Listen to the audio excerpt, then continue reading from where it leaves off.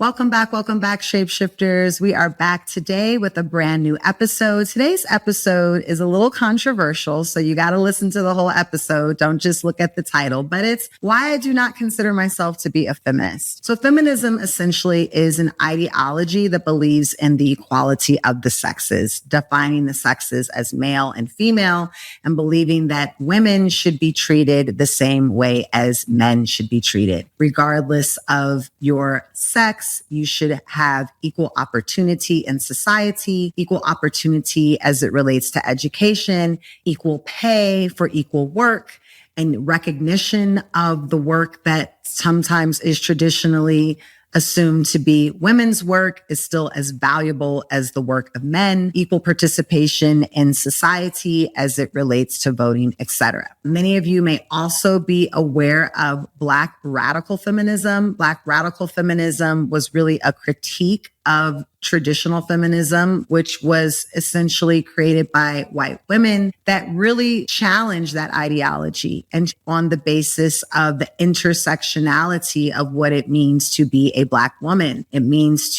what it means to have a different lived experience and a different reality of what is required for this notion of equality. And there are a plethora of Black women that have led the notion of Black radical feminism and essentially reforming, reshaping, reconstructing the white female-led ideology of feminism into an ideology that is more rooted in the experience of African women living in America.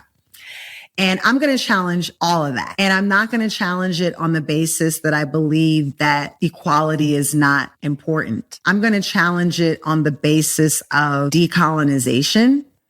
And when I say decolonization, I mean decolonizing our mind from any ideologies that were birthed through imperialism, capitalism, patriarchy, and feminism being part of that. Whether you're talking about feminism or whether you're talking about Black radical feminism, you're talking about an ideology that is in direct response to the system that we have all been placed in this current modern society and the harm that we have experienced as a result of that. And with all things, I believe that the true way to freedom, the true way to liberation, the true way to more expansive views is to always go back to source, to always go back to the root, and to always go back the lineage that flows within my bones, the blood that flows within my veins, and to seek counsel, to seek support, to seek guidance from the knowledge and the wisdom of those that came before me, because I know that they have already had to encounter the realities that I'm currently facing. So when I am faced with a challenge, when I am faced with a question, when I am faced with a space of unknowing, that I can always draw on the spiritual inheritance of those that came before me. I can draw on that cachet. And I'm not just drawing on the cachet of my immediate grandparents or great grandparents. I'm drawing on the cachet of the first humans that walked upon the planet. I'm drawing on the cachet of some of the greatest empires that ever existed in the world. And so I'm drawing on the wisdom of ancient Africa. So a story that I'd like to share with you all today is the Yoruba creation story.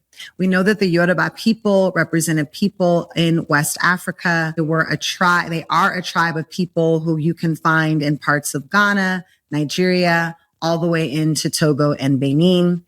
We know that the cosmology of the Yoruba people, although is extremely prominent today, that its roots are grounded in the cosmology of all people in West Africa.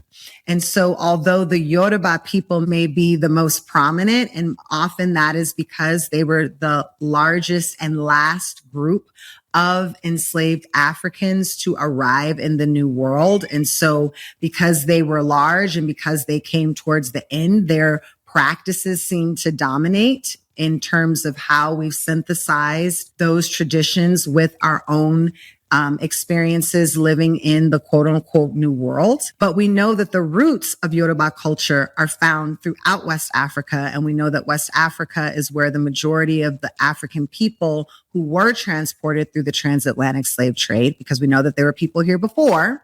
They came before Columbus, let's not forget. But we know that of those people, many of them came from West Africa.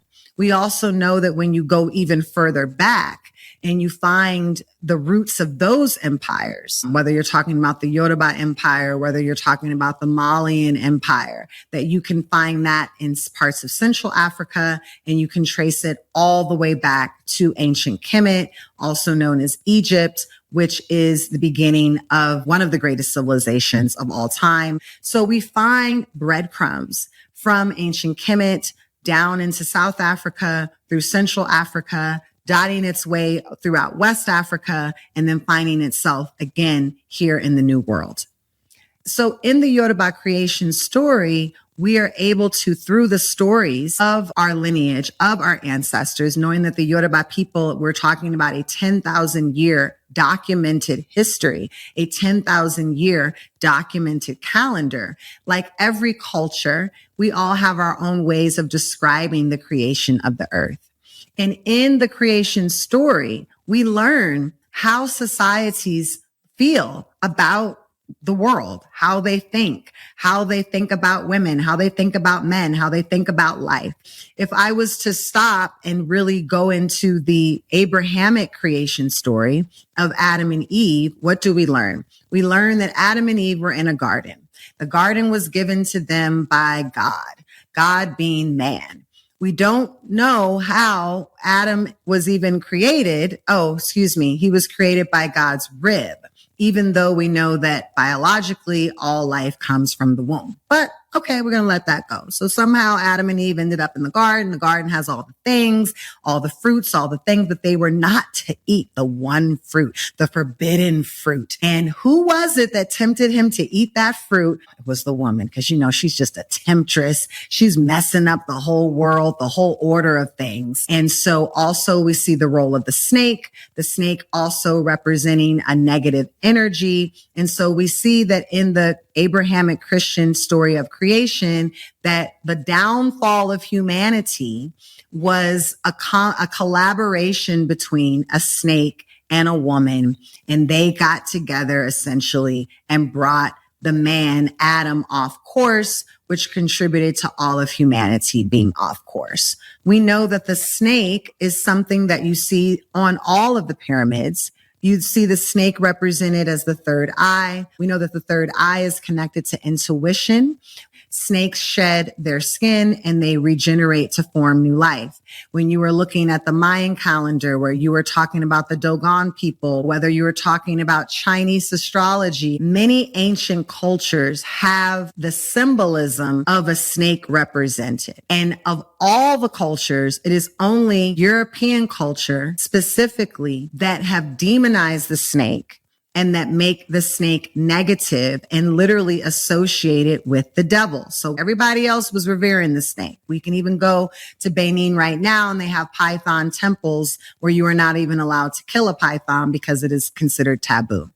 So we see how they think about nature. We also learn how they think about women. Women literally were the contributing factor for the downfall of humanity. We also learn that they believe that creation can come from a man, even though that is biologically impossible. So creation stories matter. They're not necessarily true. I think every culture's creation story, it's really what you believe, but they do tell us and give us clues into how a society believes, its cosmology, its values, its character. So when we contrast that with the Yoruba creation story, this is a story where we begin with Olodumare representing God. Contrary to popular belief, indigenous cultures believe in one God. And we believe that there are other forces, there are other intermediaries, there are other entities, that God is not the only entity in the universe because we live in a multidimensional universe. So Olodumare represents God, if you will, the highest expression of the divine, the eternal, the one that is always was and always will be.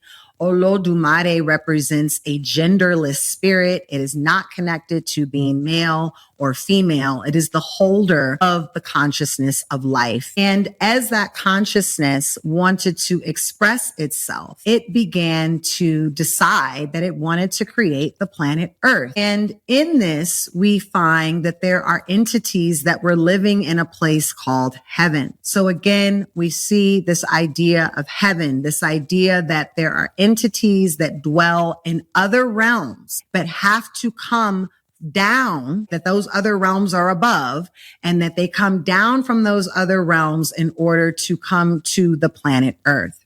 So in that story, Olodumare sent several male expressed entities and one female expressed entity down to build the planet Earth. And they were given an instruction by Olodumare. Your job is to work together to go build the Earth. And so the men got to work. The men got to work to build the planet Earth. And everything they did not work. They would take one step forward and take 5 steps backward. They would hit a breakthrough in one area and then they'd have a fall and a challenge in another.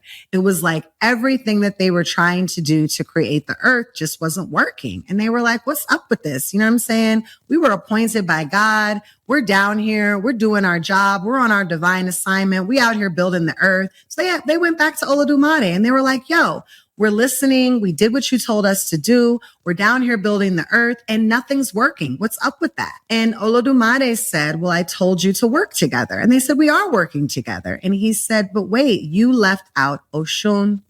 Oshun representing the only female entity that was charged with building the earth.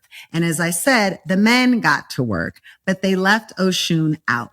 They were like, well, what is she going to do? I mean, we're the men. We got this. We're taking care of it. He said, I told you to work together. And because you are not including her and working together, you will not be able to build the earth. You will not be able to finish this grand assignment.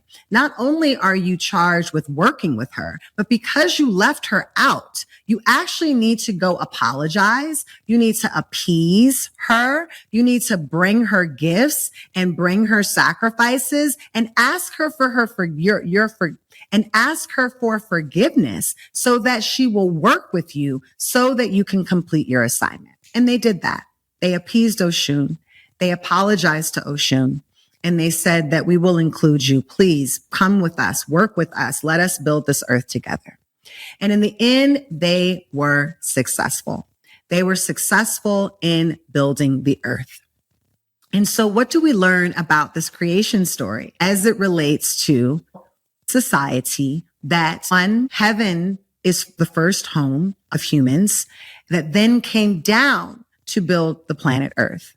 We also learn that although multiple men were sent, only one woman was required. And so we are learning that the strength of all the men combined was not sufficient over the strength of one woman. If we were to go further and study the power of Oshun, we know that Oshun represents an entire state in Nigeria. We know that Oshun is connected with an entire river, like all female spirits in the Yoruba pantheon are connected to bodies of water.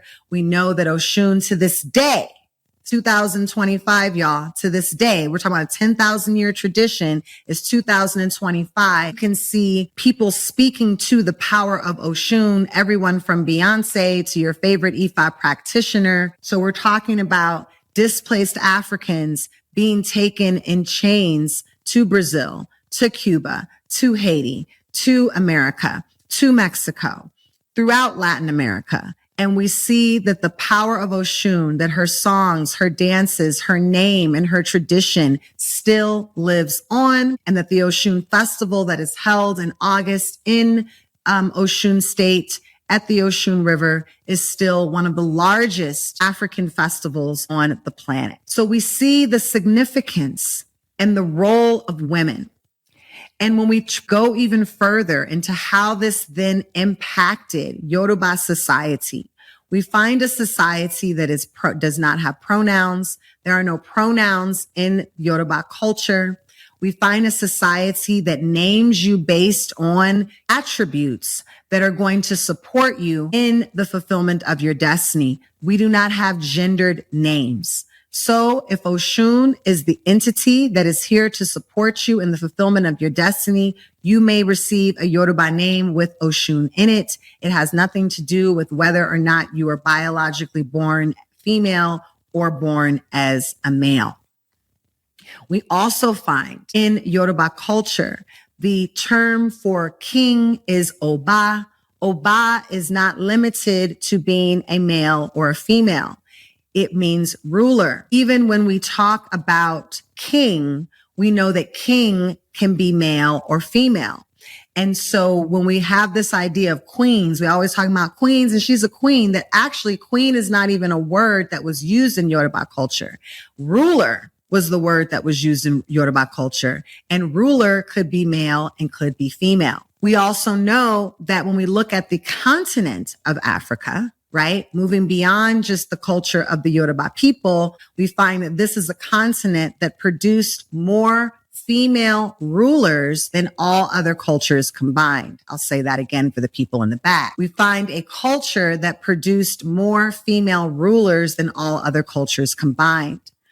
We can go all the way back to the erection of the pyramids and look in ancient Kemet. We find a society that allowed women to be rulers, that allowed women to be educated, that allowed women to own property. And so over and over, we're confronted with the reality of the lived experience on the continent of Africa being a lived experience where women were free. As an ancestor Ibae, Mama Zogbe, who has done phenomenal work with the Mami Watas and the Sibyls and the primordial mothers, please go check out her work. She's an ancestor now. She reminds us that the African woman was the first free woman.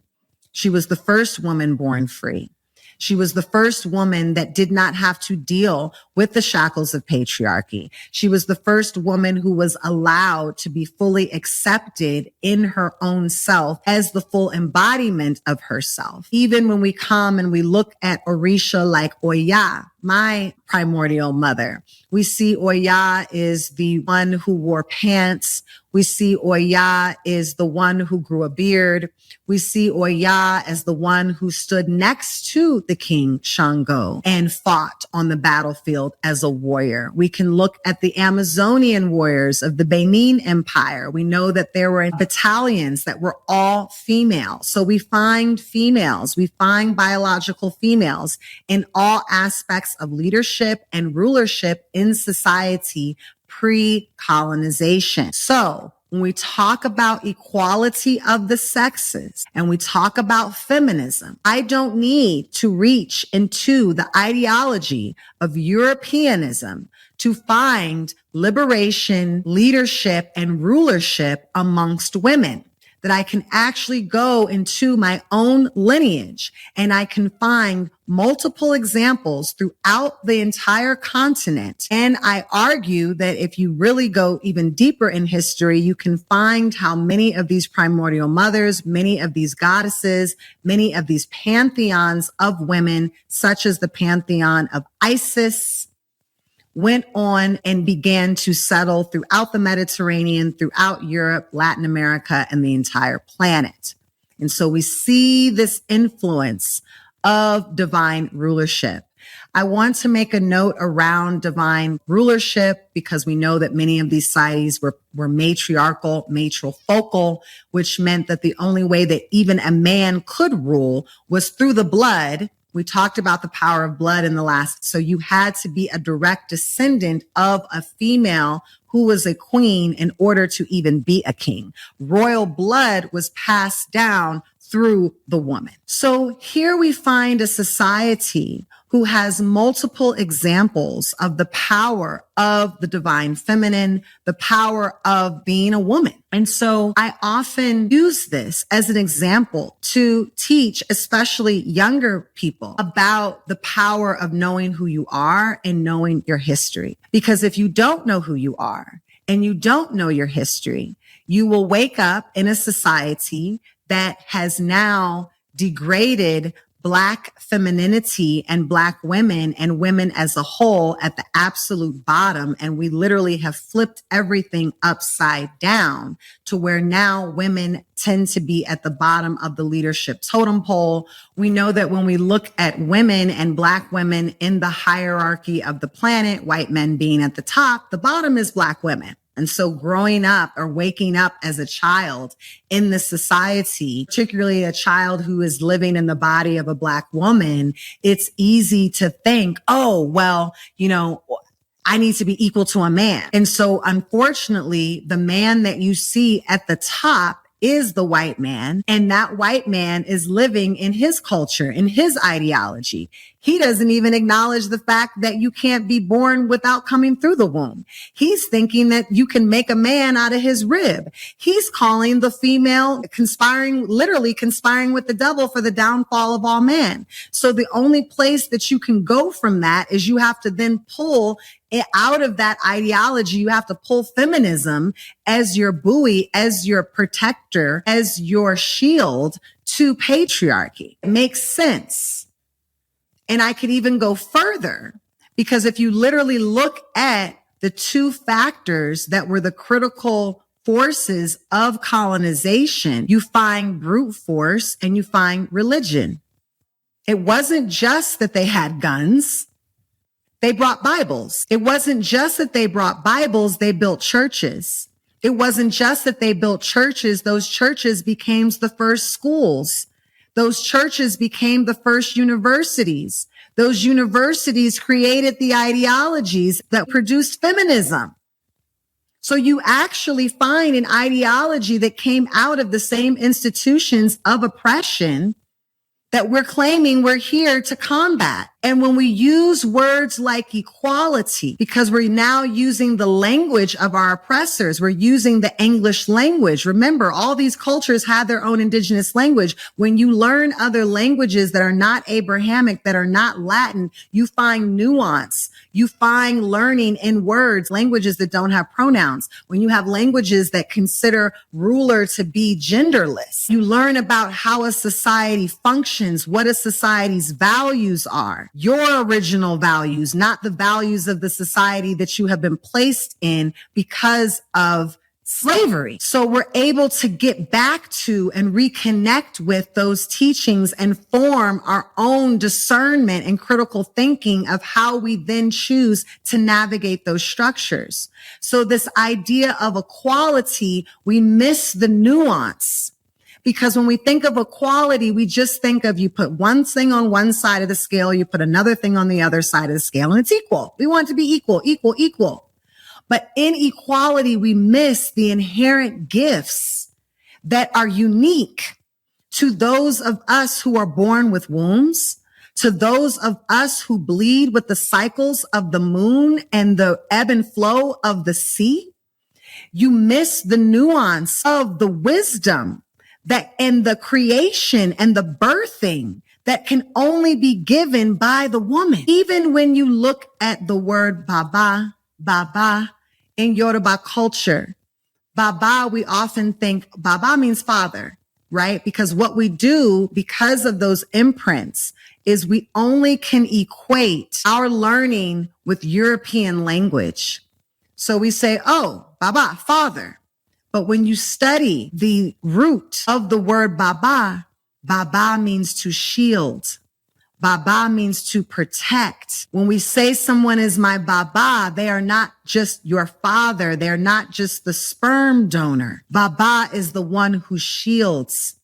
It is the one who defends. And sometimes you can't just put the power of that divine masculine and the power of the divine feminine, the one who is here to give birth, the one who is here to nurture, the one who is here to receive, the one who is here to intuit. You can't just put those two things on a scale and call them equal. They're different. They're special. They're beautiful. They're unique. They're so much more than just being equal.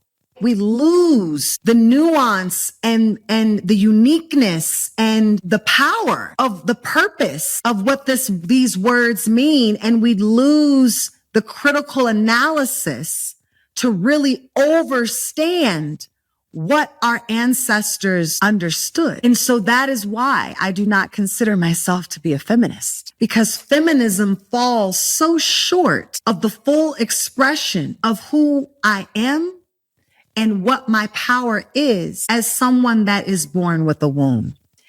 That's someone who is a direct descendant of the mitochondrial DNA of the first woman that was sent down on the planet Ocean. This powerful woman who became a leader, a ruler, that an entire state is named after her, that she is one of the most prolific and profound and renowned embodiments of spirit of African spirituality to this day. So why would I reach into the vassals of feminism for my own liberation when I can reach into the inheritance of my lineage for my own human expansion? That is what I have for you today, shapeshifters. It's short and sweet. I invite you as your homework to explore these ideas, to learn more about other creation stories, to learn more about the Yoruba creation story, and to always analyze the continent, to analyze all indigenous cultures pre-colonization. Because often when we go even to Oshun state, I'm going to say now, you're looking at a colonized state. You're not looking at a state that is completely connected to its original beingness, because that beingness has been disrupted through slavery, degradation, extraction, and exploitation. So we have to be called in this time on the planet to begin to open up our third eye, to begin to open up to new worlds that existed beyond, because we are living in a multidimensional universe that reminds us that the further you go forth in the future, you still come back to the past, that we are in a cyclical relationship. And if you don't know who you are, you're going to be out here willy-nilly. And then you open yourself to other ideologies. So once you accept the feminist ideology, you then accept the race ideology, which is also a construction. We start accepting all these other ideologies because they're the only ones that we've been taught, because we don't have the foresight to go further back. We have received a treasure trove of information and scholarship from those that walked the earth before us to allow us to receive the wisdom and the guidance that can be the North Star to help us navigate and draw upon these powerful teachings. Because inequality is real. It doesn't mean inequality is not real. It does not mean that sexism doesn't exist, but it gives me a richer trove of knowledge and a depthness of awareness that I can pull from when I can pull from an entire creation story versus pulling from an ideology out of somebody's textbook, out of someone's university, out of someone's church that was part of the exploitation that got me in the situation I'm with. You feel what I'm saying? Like, where do we pull from that? How do we then reimagine? What are we drawing from? So no, I don't consider myself a feminist.